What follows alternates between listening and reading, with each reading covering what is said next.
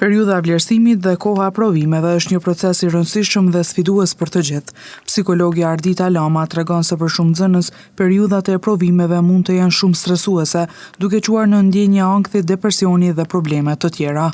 Mendoj që stresi i notave tek nxënësit është shumë i pranishëm, edhe kjo mundet me pas edhe pasoja tjera, për shembull shumë nxënës për shkak stresit lart përballen shumë me ankth, depresion ose mundet me kalu edhe në probleme tjera të ndryshme të shëndetit mendor. Psikologe Lama përmend edhe disa raste që ka trajtuar me këtë problematik, duke përtëditur edhe disa nga shenjat që kanë pasur nxënësit. Me raste që unë i kam trajtu, ndër shenjat e para që kam pa janë edhe problemet psikosomatike, do me thonë dhimbjet e barkut apo pjesëve tjera trupit, po pa ndonjë shkak mjekësor, do me thonë pasi që i kanë kryer ekzaminimet mjekësore nuk kanë gjetë ndonjë shkak, kështu që vetë mjekët i kanë rekomanduar që me konsultu me një terapist.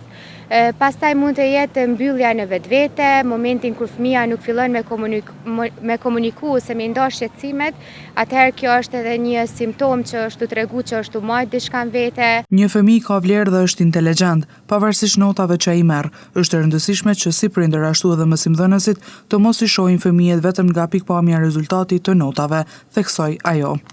Mendoj që duhet me pas shumë kujdes sa i përket mes mi afektu vetë besimin e fëmijëve. Do me thonë, një fëmijë ka vlerë edhe është inteligjent edhe është i mençur pavarësisht notave që i merr. Do me thonë, mes mi lidh notat e larta me vlefshmërinë e nxënësve si persona të veçantë, si individ të veçantë. Kështu që mësimdhënësit edhe prind kanë nevojë mi pa fëmijët më shumë se sa notat që ata i marrin. Prindërit dhe mësimdhënësit duhet të bëjnë një përpjekje të vazhdueshme për t'i mbështetur dhe motivuar nxënësit, duke i inkurajuar ata të besojnë në vetveten e tyre dhe të mos i shohin thjesht si individ që i përshtaten sistemeve të vlerësimit.